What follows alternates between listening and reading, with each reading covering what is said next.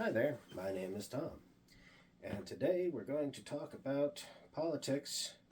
And after today, we're back to once a week political videos because despite everybody's anxiety about it right now, well, in spite of it, that's what we're doing. Because as I've said before, it's important to limit your intake of that negativity, and the media has a vested interest in keeping you agitated because you're their product. They need to sell you to their advertisers to generate revenue. They need to keep your butts glued to the seat. So, what happened? Well, I've been watching the Democratic Party talk. I've been listening to normal people talk. And I've been listening to the media talk. And nobody said it as clearly as I'm going to try to say. But what would be thought of as the Democratic Party's base didn't want to be the Democratic Party's base in large numbers.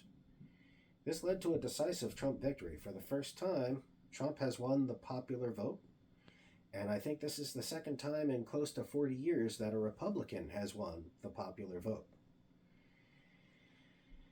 Now, over the past 8 years or so, the people that the Democratic Party wants to market themselves to, well, in large numbers, they've been learning about and learning how to deal with people who engage in overtly abusive or cruel or aggressive behaviors. But if you're going to do that, well, then you have to learn, if you're going to do it all the way, you also have to learn about covert abuse. And what the Democratic Party has been doing, whether they're aware of it or not, is engaging in behaviors like love bombing and being fair weather friends. I've heard black and brown people say repeatedly over the years, like going on 15, 20 years now, the Democratic Party makes a lot of promises to these demographics and they never deliver. That's that whole love bombing thing. Like, we're gonna, as soon as the Democratic Party member gets what they want, elected to office, the love bombing stops. They stop caring, or they do not deliver. And then when they're out of office and they need to get back into office, it's back to the love bombing. When things are great, we're all buddy-buddy, but when they lose the election, they start blaming the base that they failed to inspire. Fair weather friends. And that is covert abuse. And so the people who reject overt abuse, well, a lot of them tend to learn how to reject covert abuse as well. Another example would be the way the Democratic Party treated Joe Biden. Yes, I think he should have limited himself to one term before campaign season started, but he didn't. He wanted to stay in power, and frankly, he was not up to the challenge, and he was not at all inspiring. And the rest of the Democratic Party started pushing him out. It's not fair weather, they are not friends, and it was knives out.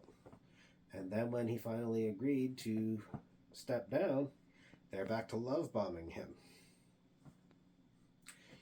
This is, again, covert abuse. And this is not going to inspire a lot of the people that the Democratic Party has been trying to inspire. So, who's to blame? Well, it's the Democratic Party. Not so much the demographics they want to appeal to, but the people who want to run that party. Are they going to figure it out? I don't know. But what can you do now? Well, I said it before, I'll say it again, and I'll try to remember to say it in every political video. Choose a local political meeting, a monthly one. Donate somewhere between 2 and 4 hours of your time per month to attend such a meeting. Town council, school board, PTA, if you're a union member, your local union meetings. Go to those. You don't have to go to all of them. Pick at least one.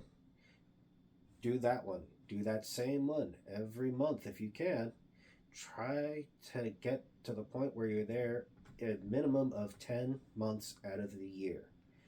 Learn how the system works. Get involved. If you don't have time for local politics, frankly, you don't have time to make informed decisions about politics. Like, share, subscribe. Let me know what you think in the comments, and have a great day.